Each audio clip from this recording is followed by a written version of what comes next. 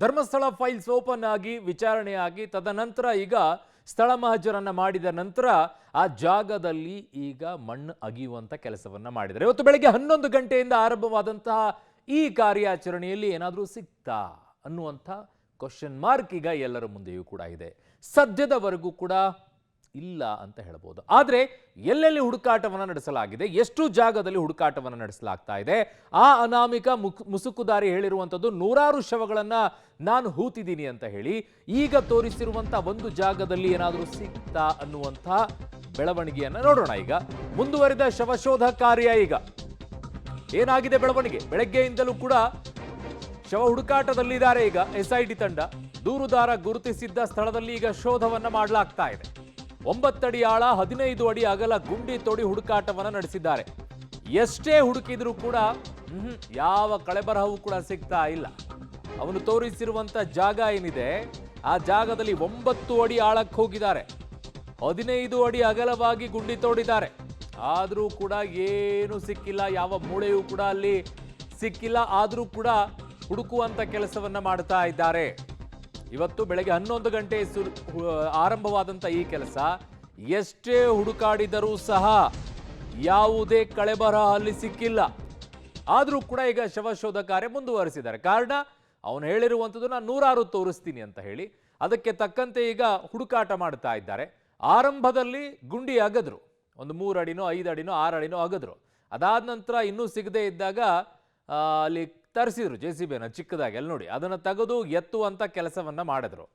ಆ 9 ಅಡಿ ಆಳ ತೆಗೆದ್ರು, 15 ಅಡಿ ಅಗಲನೂ ಇರಲಿ ಬಿಡು ನೋಡೇ ಬಿಡೋಣ, ಸತ್ತಾಗ ಹೂಳೋದು 3-6 ಅಡಿ, ಆದರೂ ಕೂಡ 15 ಅಡಿ ಅಗಲ ನೋಡ್ಬಿಡೋ ಒಂದು ಮಿಸ್ ಆಗಿರಬಹುದು. ಇದೇ ಜಾಗ ಅಂತ ಪರ್ಟಿಕ್ಯುಲರ್ ಆಗಿ 15 ವರ್ಷ 20 ವರ್ಷದ ಹಿಂದೆ ಹೂತಿರೋದನ್ನ ಕನ್ಫ್ಯೂಸ್ ಆಗಿರ್ಬೋದು. ಅಕ್ಕಪಕ್ಕನೂ ಹುಡುಕಾಡೋಣ ಅಂತೇಳಿ ಅಲ್ಲೂ ಹುಡುಕಾಡಿದ್ದಾರೆ 15 ಅಡಿ ಅಗಲವಾಗಿ, ಏನೂ ಸಿಕ್ಕಿಲ್ಲ. ದೂರುದಾರ ತೋರಿಸಿದಂತ ಸ್ಥಳದಲ್ಲಿ ಏನೂ ಸಿಕ್ಕಿಲ್ಲ. 9 ಅಡಿ ಆಳ ತೋಡಿದ್ರು ಕೂಡ ಯಾವುದೇ ಅವಶೇಷ ಪತ್ತೆಯಾಗಿಲ್ಲ. ಇಲ್ಲೇ ಹೂತಿದ್ದೀನಿ ಅಂತ ಮುಸುಕುದಾರಿ ಹೇಳ್ತಾ ಇರೋದು. ಹಿಟಾಚಿ ಮೂಲಕ ಶವಶೋಧಕ್ಕೆ ಈಗ ಅಧಿಕಾರಿಗಳು ಮುಂದಾಗಿದ್ದಾರೆ. ಈವರೆಗೂ ಕೂಡ ಯಾವುದೇ ರೀತಿಯಾಗಿ ಕಳೆಬರಹ ಕುರುಹು ಕೂಡ ಸಿಕ್ಕಿಲ್ಲ. ಒಂದು ಚಿಕ್ಕದಾಗಿ ಮೂಳೆ ಏನು ಸಿಕ್ಕಿಲ್ಲ. ಈಗ 9 ಅಡಿ ಆಳಕ್ಕೆ ತೋಡಿದ್ರು ಕೂಡ ಇಲ್ಲೇ ಹೂತಿದ್ದೀನಿ ಅಂತ ಅವನು ಹೇಳ್ತಾ ಇದ್ದಾನೆ. ಸಾಮಾನ್ಯವಾಗಿ ಒಂದು ಶವವನ್ನ ಹೂಳಬೇಕಾದ್ರೆ ಈಗ ಮುಸುಕುದಾರಿ ಅನಾಮಿಕ ಹೇಳೋ ರೀತಿಯಲ್ಲಿ ಅವರೊಬ್ಬರೇ ಹೋಗಿ ಶವವನ್ನ ಹೂತಿದ್ದಾರೆ ಅಂತ ಹೇಳೋದು. ಯಾರು ಜೊತೆಗಿರ್ಲಿಲ್ಲ, ನಾನು ಒಬ್ಬನೇ ತಗೊಂಡು ಹೋಗ್ಬಿಟ್ಟು ಹೂತು ಬರ್ತಾ ಇದ್ದೆ. ಅದು ಹೆಂಗ್ ಶವ ಹೊತ್ಕೊಂಡು ಹೋಗ್ತಾ ಇದ್ರು, ಅದು ಹೆಂಗ್ ಗುಂಡಿ ತೋಡ್ತಾ ಇದ್ರು, ಹೆಂಗ್ ಹೂತಾಕ್ತಾ ಇದ್ರು ಗೊತ್ತಿಲ್ಲ, ಒಟ್ಟಿನಲ್ಲಿ ಹೂತು ಹಾಕಿ ಬರ್ತಿದ್ರಂತೆ. ಎಷ್ಟೇ ಆಳಕ್ಕೆ ಹೂತು ಹಾಕಿದ್ರು ಕೂಡ ಒಂದು 4 ಅಡಿನೋ ಇಲ್ಲ ಒಂದು 5 ಅಡಿ ಮ್ಯಾಕ್ಸಿಮಮ್ ಅಷ್ಟು ಗುಂಡಿ ತೋಡಿ ಅದಾದ ನಂತರ ಅದರಲ್ಲಿ ಹಾಕಿ ಮಣ್ಣು ಹಾಕಿ ಮುಚ್ಚಿ ಬಂದರೂ ಕೂಡ 5 ಅಡಿನ 9 ಅಡಿವರೆಗೂ ಆಳ ತೆಗೆಯೋಂಗಾಗತ್ತ. ಒಬ್ಬ ವ್ಯಕ್ತಿ ಯಾವುದೋ ಬೇರೆ ಜಾಗದಲ್ಲಿ ಬಿದ್ದಿರುವಂಥ ಒಂದು ಶವವನ್ನು ಅಲ್ಲಿಂದ ಹೊತ್ಕೊಂಡು ಹೋಗಿ ಆ ಕಾಡಿನ ಮಧ್ಯದಲ್ಲಿ ಗುಂಡಿ ತೋಡಿ ಅಲ್ಲಿ ಹೂತು ಹಾಕ್ಬರೋದು ಪ್ರಾಕ್ಟಿಕಲ್ ಆಗಿ ಯೋಚನೆ ಮಾಡಬೇಕಾಗತ್ತೆ. ಬಟ್ ಈಗ ಇರಲಿ, ಅವ್ರು ಹೇಳ್ತಾ ಇದ್ದಾರೆ ಅಂದ ತಕ್ಷಣ ಅನಾಮಿಕ ಹೇಳಿದ್ದನ್ನು ತನಿಖೆ ಮಾಡಬೇಕು, ಹಾಗಾಗಿ ತನಿಖೆಯನ್ನು ಮಾಡ್ತಾ ಇದ್ದಾರೆ. ಆ ನಿಟ್ಟಿನಲ್ಲಿ ಗುಂಡಿ ತೋಡ್ತಾ ಇದ್ದಾರೆ. ಒಂದು ಜಾಗದಲ್ಲಿ ಸಿಗದೆ ಇರ್ಬೋದು, ಇನ್ನೊಂದು ಜಾಗದಲ್ಲಿ ಸಿಗ್ಬೋದು ಬಿಡ್ರಿ ಅಂತ ವಾದ ಮಾಡೋರು ಇದ್ದಾರೆ. ಹುಡುಕ್ಬೋದು, ಹುಡುಕಿ ಬೇಡ ಅಂದವ್ರು ಯಾರು? ನನ್ನ ಸಹೋದ್ಯೋಗಿ ಈಗ ದೀಪಕ್ ಜೈನ್ ನನ್ನ ಸಂಪರ್ಕಕ್ಕೆ ಸಿಗ್ತಾ ಇದ್ದಾರೆ. ದೀಪಕ್, ಈಗ ಏನಾಗ್ತಾ ಇದೆ? ಅರುಣ್ ಬಡಿಗೇರ್, ಇವತ್ತು SIT ಅವರ ಪ್ರೊಸೀಜರ್ ಆರಂಭ ಆಗಿರುವಂಥದ್ದು 9 ಗಂಟೆ ಸುಮಾರಿಗೆ. 9 ಗಂಟೆಗೆ ಬೆಳ್ತಂಗಡಿಯಲ್ಲಿರುವಂಥ SIT ಕಚೇರಿಯಲ್ಲಿ ಒಂದು ಸುತ್ತಿನ ಅಧಿಕಾರಿಗಳ ಸಭೆ ನಡೆದಿತ್ತು. ಈ ಸಭೆಯಲ್ಲಿ ಪ್ರಮುಖವಾಗಿ AC ಅವರನ್ನು ಕರೆಸಿಕೊಂಡು SIT ಅಧಿಕಾರಿಗಳು ಮಾತುಕತೆ ಮಾಡಿರುವಂಥದ್ದು. ಯಾಕಂದರೆ ಈಗಾಗಲೇ ಮಹಜರು ಪ್ರಕ್ರಿಯೆಯನ್ನು ಮುಗಿಸಿದ ನಂತರ ಆ ಮಹಜರು ಆದ ಸ್ಥಳದಲ್ಲಿ ಡಿಗ್ಗಿಂಗ್ ಆಗಬೇಕಾದ್ರೆ ಅಲ್ಲಿ ಪರ್ಮಿಷನ್ ಬೇಕಾಗಿರುವಂಥದ್ದು AC ಅವರು. ಪುತ್ತೂರು ವಿಭಾಗದ AC ಸ್ಟೆಲ್ಲಾ ವರ್ಗೀಸ್ ಅವರು ಸುಮಾರು ಅರ್ಧ ಗಂಟೆಗಳ ಕಾಲ ಅಲ್ಲಿ ಮಾತುಕತೆಯನ್ನು ಮಾಡಿದರು. ಎಲ್ಲ ಕಡತಗಳಿಗೆ ಸಹಿ ಹಾಕುವಂಥ ಕೆಲಸವನ್ನು SIT ಅಧಿಕಾರಿಗಳ ಸಮ್ಮುಖದಲ್ಲಿ ನಡೆಸಿರುವಂಥದ್ದು. ಅದಾದ ನಂತರ ಆ ವ್ಯಕ್ತಿಯನ್ನು, ದೂರದಾರ ವ್ಯಕ್ತಿಯನ್ನು ಇವತ್ತು ಕೂಡ ಮುಸುಕು ಹಾಕಿಯೇ ಸುಮಾರು 15 ಕಿಲೋಮೀಟರ್ ದೂರ ಇರುವಂತಹ ನೇತ್ರಾವತಿ ಸ್ನಾನಘಟ್ಟಕ್ಕೆ ಕರೆದುಕೊಂಡು ಬರಲಾಯಿತು. ನಾವು ನೋಡ್ಬೋದು ನೇತ್ರಾವತಿ ಸ್ನಾನಘಟ್ಟದ ಚಿತ್ರಗಳನ್ನು ನಾವು ನಿಮಗೆ ತೋರಿಸಲಿಕ್ಕೆ ಪ್ರಯತ್ನ ಪಡ್ತೇವೆ. ಬೆಳಗ್ಗೆ ಸುಮಾರು 11:30 ನಂತರ ಈ ಥರದ ಒಂದು ಪ್ರೊಸೀಜರ್ ಆರಂಭವಾಗಿರುವಂಥದ್ದು. ನಮಗೆ ಈಗ ಡಿಗ್ಗಿಂಗ್ ನಡೆಸುವಂಥ ಯಾವುದೇ ಪ್ರಕ್ರಿಯೆಗಳು ಕಾಣ್ತಾ ಇಲ್ಲ. ಯಾಕಂದರೆ ಅದು ಮುಚ್ಚಿದ ಒಂದು ಆ ಭಾಗದಲ್ಲಿ ಗಿಡ ಗಂಟಿಗಳ ಆ ಭಾಗದಲ್ಲಿ ನಡೆಯುವಂಥದ್ದು, ಅಲ್ಲಿ ಯಾರಿಗೂ ಕೂಡ ಎಂಟ್ರಿ ಇಲ್ಲ. ಅಲ್ಲಿ ಡಿಗ್ಗಿಂಗ್ ಕೆಲಸವನ್ನು ಬೆಳಗ್ಗೆನಿಂದಲೂ ಸತತವಾಗಿ 3.5 ಗಂಟೆಗಳ ಕಾಲ ನಡೆಸಿದ್ರು. ಆ 3.5 ಗಂಟೆಗಳಲ್ಲಿ ಮ್ಯಾನ್ ಪವರ್ ಹಾಕ್ಕೊಂಡು ಸುಮಾರು 8 ಜನ ಅಲ್ಲಿ ಹಾರೆ ಮತ್ತು ಪಿಕ್ಕಾಸಿಯಿಂದ ಆ ಭೂಮಿಯನ್ನು ಅಗೆದು ಕಳೆ ಬರ ಸಿಗ್ತದಾ ಅಥವಾ ದೇಹದ ಭಾಗಗಳು ಯಾವುದಾದ್ರೂ ಸಿಗ್ತದಾ ಅನ್ನುವಂಥ ಒಂದು ತಪಾಸಣೆಯಲ್ಲಿ ತೊಡಗಿದ್ರು. ಇಲ್ಲಿ ಪ್ರೊಸೀಜರ್ನಲ್ಲಿ ಯಾವುದೇ ವಸ್ತುಗಳು ಸಿಗದಂತಹ ಹಿನ್ನೆಲೆಯಲ್ಲಿ ನೇರವಾಗಿ SIT ಹಿರಿಯ ಅಧಿಕಾರಿಗಳು ಮತ್ತು AC ಅವರು ಒಂದು ಮಿನಿ ಹಿಟಾಚಿಯನ್ನು ತರಿಸಿದ್ದಾರೆ. ಮಿನಿ ಹಿಟಾಚಿಯ ಮೂಲಕ ಅಲ್ಲಿ ಡಿಗ್ಗಿಂಗ್ ಮಾಡುವಂಥ ಕೆಲಸವನ್ನು ಮಾಡ್ತಾ ಇದ್ದಾರೆ.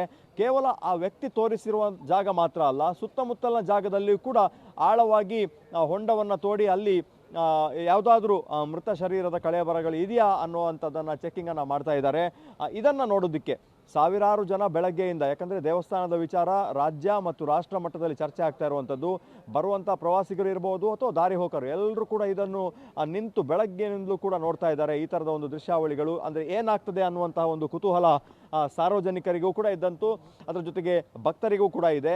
ಮತ್ತು ಈ ಥರ ಕ್ಷೇತ್ರದ ಮೇಲೆ ಯಾರ್ಯಾರು ಆರೋಪಗಳನ್ನು ಮಾಡ್ತಾ ಇದ್ದಾರೆ ಅವರಿಗೂ ಕೂಡ ಒಂದು ಕುತೂಹಲ ಇದೆ. ಅಂದರೆ ಇದ್ದರೆ ಯಾರಾದರೂ ತಪ್ಪು ಮಾಡಿದರೆ ಅದು ಹೊರಗೆ ಬರಬೇಕು, ಸುಖ ಸುಮ್ಮನೆ ಆರೋಪಗಳು ಮಾಡಬಾರ್ದು ಅನ್ನುವಂಥ ಕೆಲವು ಅಭಿಪ್ರಾಯಗಳನ್ನು ಸಾರ್ವಜನಿಕ ವಲಯದಲ್ಲಿ ಈಗಾಗಲೇ ಮಾತನಾಡಿರುವಂಥದ್ದು. ಹಾಗಾಗಿ ಇನ್ನು ಅರ್ಧ 1 ಗಂಟೆಗಳ ಕಾಲ ಈ ಕಾರ್ಯಾಚರಣೆ ಮುಂದುವರಿಬಹುದು ಅಂತ ಅನಿಸ್ತಾ ಇದೆ. ಯಾಕಂದರೆ ಕತ್ತಲು ಆವರಿಸ್ತಾ ಇದೆ, ವಿಪರೀತ ಮಳೆ ಆಗಾಗ ಸುರಿತಾ ಇದೆ. ನಮಗೆ ಸಿಕ್ಕಿರೋ ಮಾಹಿತಿ ಪ್ರಕಾರ ಇವತ್ತು ಒಂದು ಪ್ಲೇಸ್ ಮಾತ್ರ 13ರಲ್ಲಿ ಒಂದು ಜಾಗದಲ್ಲಿ ಮಾತ್ರ ಉತ್ಖನನ ಮಾಡುವಂತಹ ಕೆಲಸ ಇವತ್ತು ನಡೀತದೆ ಅನ್ನುವಂಥ ಮಾಹಿತಿ ಇದೆ. ಉಳಿದದನ್ನು ಮುಂದೆ ಯಾವಾಗ ಮಾಡ್ತಾರೆ ಅನ್ನುವಂಥದ್ದು ನಾಳೆಯೇ ಮಾಡಬಹುದು ಅಥವಾ ಒಂದು ಬ್ರೇಕ್ ತೆಗೆದುಕೊಂಡ ನಂತರ ಮಾಡಬಹುದು. ಹಾಗಾಗಿ 13 ಜಾಗಗಳಲ್ಲಿ ಒಂದು ಆ ಪಾಯಿಂಟ್. ಆ ನಂತರ ಇನ್ನಷ್ಟು ಸ್ಥಳಗಳು ಇದೆ ಅನ್ನುವಂಥ ಮಾಹಿತಿಯನ್ನು ಅದೇ ಮುಸುಕುದಾರಿ ವ್ಯಕ್ತಿ ನೀಡಿರುವಂಥದ್ದು. ಹಾಗಾಗಿ ಆ ಪ್ರದೇಶಗಳನ್ನು ಗುರುತಿಸುವಂತಹ ಮಹಜರು ಮಾಡುವಂಥ ಪ್ರಕ್ರಿಯೆಗಳಿಗೂ ಕೂಡ SIT ಅವರು ಮುಂದಾಗ್ತಾರಾ ಅನ್ನುವಂಥದ್ದು ಸದ್ಯಕ್ಕೆ ಇರುವಂತಹ ಪ್ರಶ್ನೆ. ಅರುಣ್. ಓಕೆ ದೀಪಕ್, ಈಗ ಈ ವಿಚಾರದಲ್ಲಿ ಮುಸುಕುದಾರಿ ಈಗ ತೋರಿಸಿರುವಂತಹ 13 ಜಾಗಗಳಲ್ಲಿ ಒಂದು ಜಾಗ ಇದಾಗಿದೆ.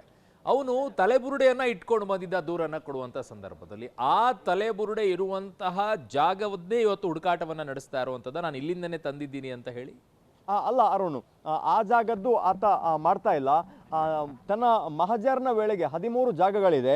ಈ 13 ಜಾಗಗಳಲ್ಲಿ ಮಹಜರು ಮಾಡಿದಂತಹ ಪ್ರದೇಶಗಳಲ್ಲಿ ಒಂದು ಜಾಗದಲ್ಲಿ ಇವತ್ತು ಹುಡುಕಾಟವನ್ನು ಮಾಡ್ತಾ ಇರುವಂಥದ್ದು. 13 ಜಾಗವನ್ನು ಇಲ್ಲೇ ನೇತ್ರಾವತಿ ಸುತ್ತಮುತ್ತ ಜಾಗಗಳಲ್ಲಿ, ಒಂದು ಈ ಭಾಗಗಳಲ್ಲಿ ಮತ್ತು ಇದರ ಹಿಂದೆ ಇರುವಂತಹ ಕಾಡಿನ ಜಾಗದಲ್ಲಿ ಈಗಾಗಲೇ ಒಂದು ಉತ್ಖನನ ಮಾಡುವಂಥ ಹಿನ್ನೆಲೆಯಲ್ಲಿ ಅದನ್ನು ಪಾಯಿಂಟ್ ಮಾಡಿರುವಂಥದ್ದು. ಒಟ್ಟು 13 ಜಾಗಗಳಲ್ಲಿ ಪಾಯಿಂಟ್ ಮಾಡಿದ್ದಾನೆ. ಈ 13 ಜಾಗಗಳ ಪೈಕಿ ಒಂದು ಜಾಗದಲ್ಲಿ ಇವತ್ತು ಬೆಳಗ್ಗಿನಿಂದಲೂ ಕೂಡ ನಾವು ನೋಡ್ಬೋದು ಇಲ್ಲಿ FSL ಅಧಿಕಾರಿಗಳಿದ್ದಾರೆ, ಫೊರೆನ್ಸಿಕ್ಗೆ ಸಂಬಂಧಪಟ್ಟಂಥವರು ಅಥವಾ KMCಗೆ ಸಂಬಂಧಪಟ್ಟಂಥ ವೈದ್ಯರು, SIT ಅವರು ಮತ್ತು ಸ್ಥಳೀಯ ಪೊಲೀಸರು ಎಲ್ಲರ ನೇತೃತ್ವದಲ್ಲಿ ಈ ಒಂದು ತನಿಖೆ ನಡೀತಾ ಇರುವಂಥದ್ದು.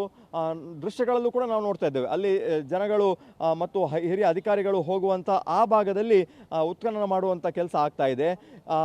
ಹಿರಿಯ ಪೊಲೀಸ್ ಅಧಿಕಾರಿಗಳು ಕೂಡ ಸ್ಥಳಕ್ಕೆ ಹೋಗಿ ಬರ್ತಾ ಇರುವಂಥದ್ದನ್ನು ಮಾಡ್ತಾ ಇದ್ದಾರೆ. ಸದ್ಯದ ಮಟ್ಟಿಗೆ ಈವರೆಗೆ ಯಾವುದೇ ಕುರುಹುಗಳು ಸಿಕ್ಕಿಲ್ಲ ಅನ್ನುವಂಥ ಮಾಹಿತಿಗಳು ನಮಗೆ ಲಭ್ಯ ಆಗ್ತಾ ಇದೆ. ಈತ ತಲೆಬುರುಡೆ ತಂದ ಸ್ಥಳ ಯಾವುದು, ಅದನ್ನು ಎಲ್ಲಿಂದ ತಂದ ಅನ್ನುವಂತಹ ತನಿಖೆ ಇನ್ನಷ್ಟೇ ಆಗಬೇಕಾಗಿದೆ ಅರುಣ್. ಯಾಕಂದರೆ ಈಗ ಆತ ಮಹಜರ್ನ ಸಂದರ್ಭದಲ್ಲಿ ಗುರುತಿಸಿದಂತಹ ಸ್ಥಳದಲ್ಲಿ ಮಾತ್ರ ಹುಡುಕಾಟವನ್ನು ಅಧಿಕಾರಿಗಳು ಮಾಡ್ತಾ ಇದ್ದಾರೆ. ಆತ ತಲೆಬುರುಡೆ ತಂದದ್ದು ಎಲ್ಲಿಂದ ಮತ್ತು ಅದು ಯಾರದ್ದು ಅನ್ನುವಂತಹ ತನಿಖೆ ಇನ್ನಷ್ಟೇ ಆಗಬೇಕಾಗಿದೆ ಅರುಣ್.